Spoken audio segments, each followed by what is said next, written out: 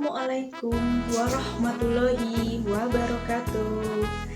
Gimana kabarnya anak-anakku? Alhamdulillah, luar biasa. Senyum ceria, jaga iman, tetap semangat, COVID hilang, amin. Allahu Akbar. Nah, ketemu lagi sama Ustazah Sari. Kali ini Ustazah Sari akan menyampaikan materi pendidikan kewarganegaraan. Masih ingat kita belajar tentang materi apa? Ya, betul. Kita belajar tentang materi pengamalan sila-sila Pancasila. Nah, Ustazah akan menyampaikan materi pada hari ini. Disimak ya. Bab 1. Pengamalan sila-sila Pancasila. Sila ke-1 lambangnya apa anak-anak? Ya, bintang. Bunyinya ketuhanan yang Maha Esa. Bintang diartikan sebagai sebuah cahaya, seperti Tuhan yang menjadi cahaya kerohanian bagi setiap manusia. Menurut Kemendikbud, bintang emas mengandung maksud bahwa bangsa Indonesia adalah bangsa yang religius. Makna sila ke-1. 1. Percaya adanya Tuhan sehingga setiap warga negara rela untuk diatur. 2. Setiap orang dibebaskan memeluk agamanya masing-masing, maka setiap orang bertanggung jawab untuk taat dengan aturan agamanya. 3. Semua yang Tuhan berikan kepada kita harus dijaga. 4. Toleransi antar umat beragama dan sesama umat beragama.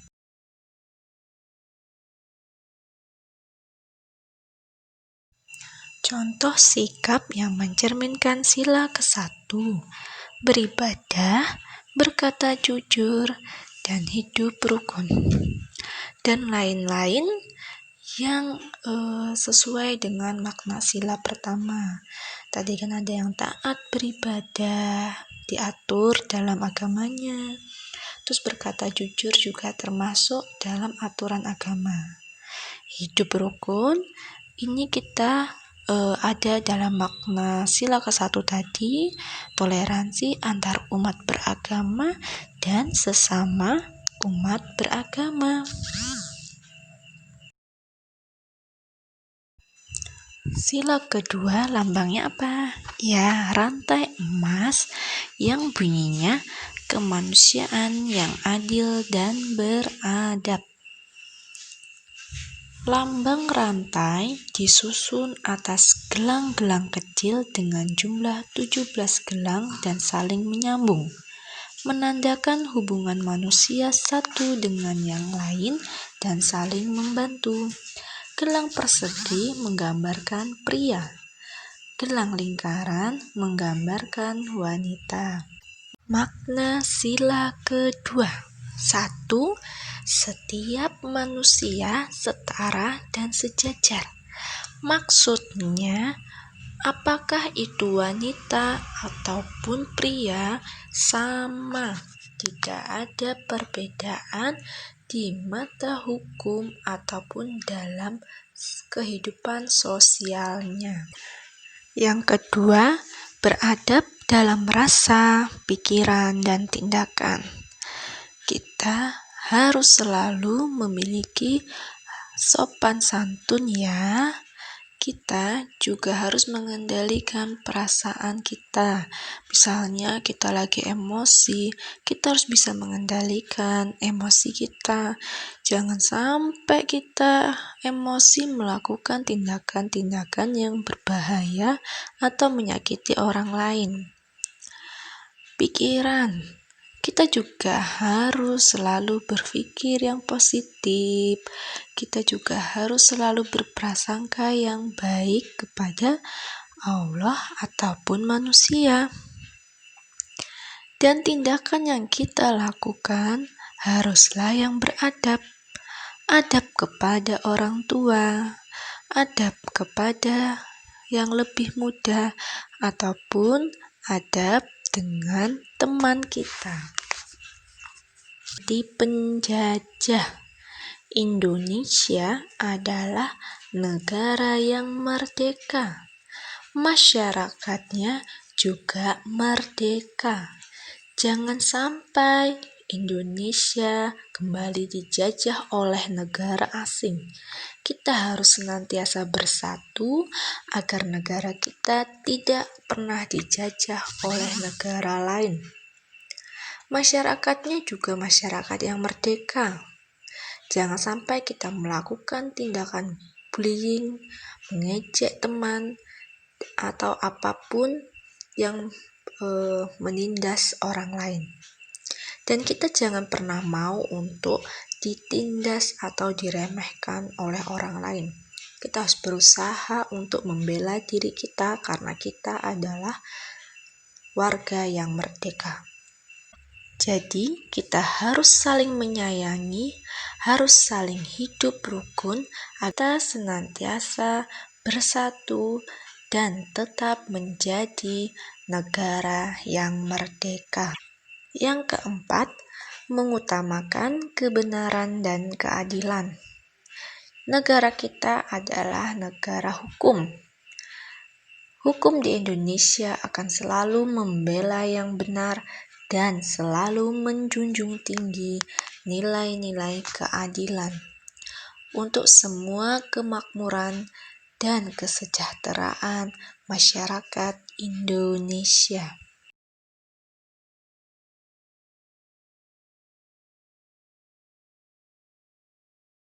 Contoh sikap yang mencerminkan sila kedua, saling tolong-menolong, tidak mengejek, sayang teman, dan sopan santun. Sila ketiga, lambangnya apa? Ya, lambangnya adalah pohon beringin. Bunyinya adalah Persatuan Indonesia. Pohon beringin melambangkan sebagai tempat berteduh dan berlindung. Pohon beringin merupakan sebuah pohon Indonesia yang berakar tunjang. Sebuah akar tunggal panjang yang menunjang pohon besar ini tumbuh sangat dalam ke dalam tanah.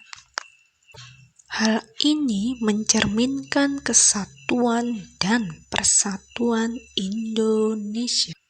Pohon beringin juga mempunyai banyak akar yang menggelantung dari ranting-rantingnya. Ini mencerminkan Indonesia sebagai negara kesatuan, namun memiliki berbagai latar belakang budaya yang berbeda-beda atau bermacam-macam. Makna sila ketiga. 1. Negara Kesatuan Republik Indonesia. Walaupun negara kita terdiri dari banyak pulau, banyak budaya, banyak latar belakang, kita tetaplah satu kesatuan negara Indonesia. Yang kedua, cinta damai dan persatuan. Setiap manusia pasti menyukai perdamaian. Rasa saling menghormati dan menghargai akan menciptakan perdamaian di antara kita. Semakin kuat rasa saling menghargai dan menghormati itu, maka akan semakin kuat pula rasa persatuan di antara kita. Yang ketiga, tidak mementingkan kepentingan diri sendiri. Anak-anakku, apalagi di musim pandemi ini, kita tidak bisa mementingkan kepentingan kita sendiri. Kita juga harus mementingkan kepentingan orang lain. Contohnya dalam pandemi seperti ini, kita jangan egois untuk mengabaikan anjuran memakai masker, kemudian menjaga jarak, dan lain-lain. Karena yang ingin sehat tidak hanya kita saja, orang lain juga ingin sehat. Contoh lain di pandemi ini, mereka yang di luar sana juga masih membutuhkan sembako. Jadi, kalian yang memiliki uang berlebih tidak boleh memborong sembako yang mengakibatkan orang lain tidak kebagian sembakonya. Justru alangkah lebih baiknya di saat pandemi ini, walaupun kita harus saling menjaga jarak, kita bisa saling membantu.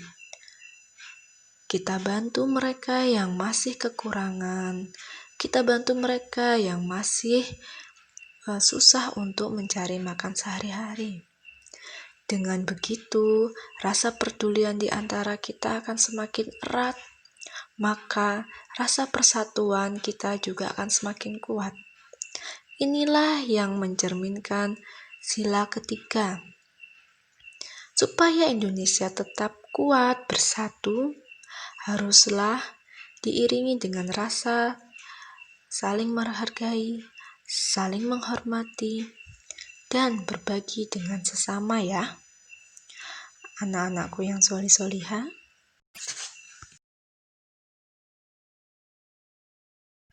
Contoh sikap yang mencerminkan sila ketiga: gotong royong, cinta tanah air, ikut kegiatan masyarakat, dan cinta produk Indonesia.